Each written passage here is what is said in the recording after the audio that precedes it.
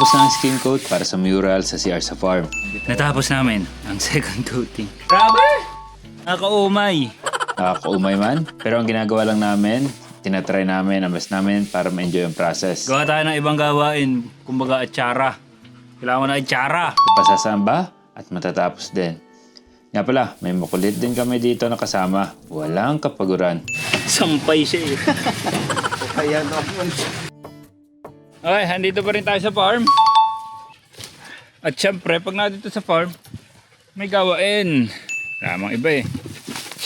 Tapos ito, may kasama akong makulit. Oh, sit, down. Good girl. Ah. Grabe, nakakamiss si Hunter. Tuwan-tuwa din siya sa laro na fetch. Wala silang pagod sa ganun na laro. Okay, tama na muna. Ituloy natin yung project CR, di ba? Noong nakaraan, nag-ano tayo? Nagmamasilya. So, di ba, ito yung naging progress natin nakaraan. First coating dito. Tapos dito sa shower ay nasa ano na tayo dito. Second coating, oh. Makinis na to. Tingin ko makukuha na to sa pintura. May konti pa lang to. Pero may napanood ako eh. Pwede mo daw i-spread ang masilya gamit ito. So try natin yan. Try natin yan. Kaya ito na naman kami. Round 2 na ng skim coat. Walang urungan hanggang matapos ito. Timpla ng skim coat. Okay, ngayon matatry natin. Effective ba yung napanood ko? O ito ba ay kalukuhan lamang? Testing. Roller. Papunta dito.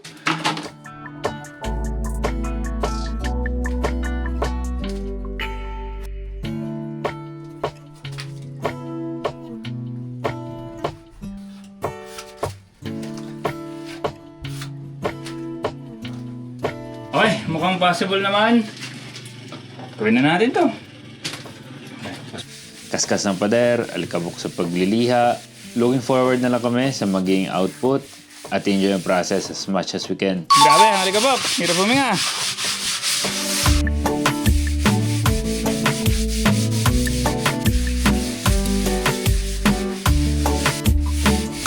Okay, ang tsura na naman namin.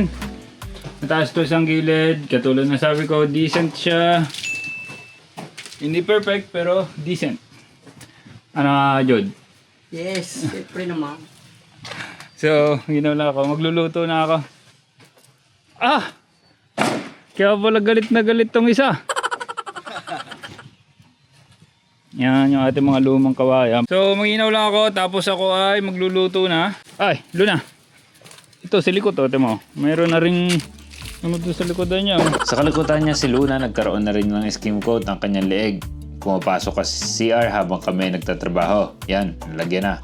Yun, ang kasiyahan yan. Menu natin ngayon. Ano lang, simple lang. Chicken skin. Blanch na kamote. Talbos ng kamote. Tapos kanin. Goods na yun. Lapit na makompleto yung mga gamit natin dito sa kubo. May lagay na rin tayo ng mga condiments yan. Yan. Simple lang ang tanghalian natin. Simplehan lang natin.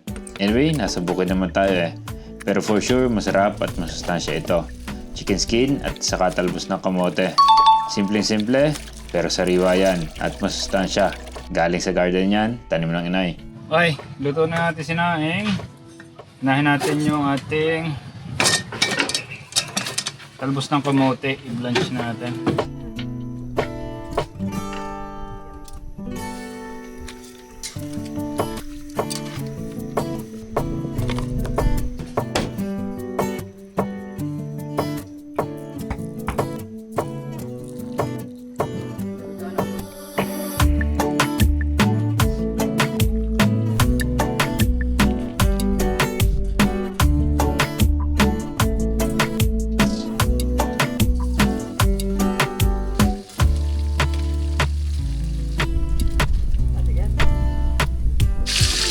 First bite.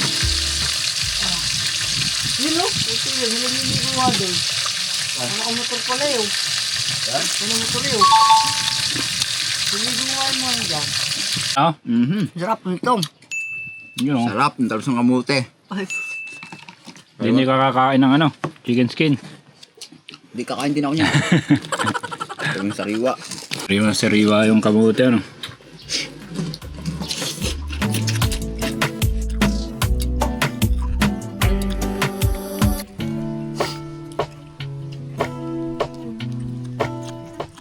Bago tumuloy sa trabaho si Luna, hihirit na naman yan. Basta may makita yan na buo ng nyog, gusto laging hahagisan at tatakbo siya. Ay, part 2 ng boring na part. Kailangan natin tapusin. Tingnan nyo naman, kaya naman nagkakaroon ng skim coat, kimali-mali kasi. Binanatan namin na binanatan yung skim coat hanggang hindi tapos. Wala namang ibang tatapos yan kundi kami.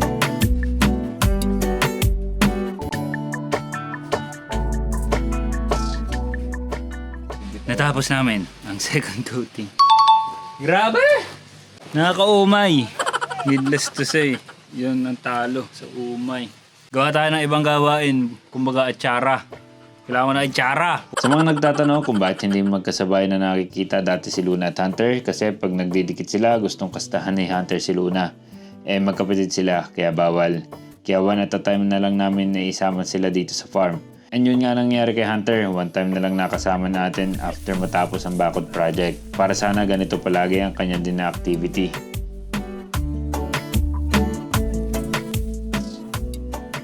Then nagmerenda lang kami ng kaunti ng tinapay at kailangan kong gumawa ng ibang bagay. Kontra umay at talagang naumay ng kainaman, kumbaga ay atsara. Okay, pangalis umay dun sa ating ginawang pagmamasilya. Maglinis tayo dito. Hindi pa tapos ang linisin. Marami pang basura doon. Saka sa likod. Linisin natin. Itong ganitong gawin kasi less thinking at malawak ang area na gagalawan mo. Nilinis namin ang gilid ng CR.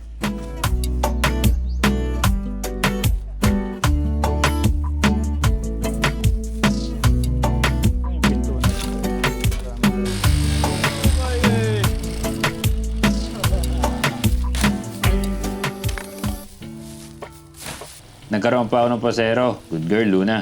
Enjoy na enjoy yan maghapon. Walang kasawaan. Hindi naubos ang energy. Inipon din namin sa gilid itong mga kahoy na ginamit sa constructions ng CR para malinis na sa gilid.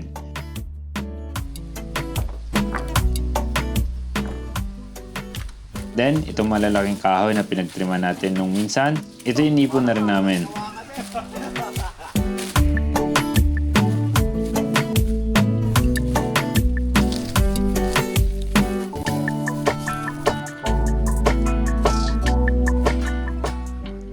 Ayaw pang umuwi ni Luna, ayaw sumakay ng tricycle. Kulang pa daw ang kanyang laro, kaya naman na. Sampay siya eh. Yun lamang muna para sa araw na ito. At marami na nagawa. Pagod na. Bukas na ulit. Yun lang. Peace.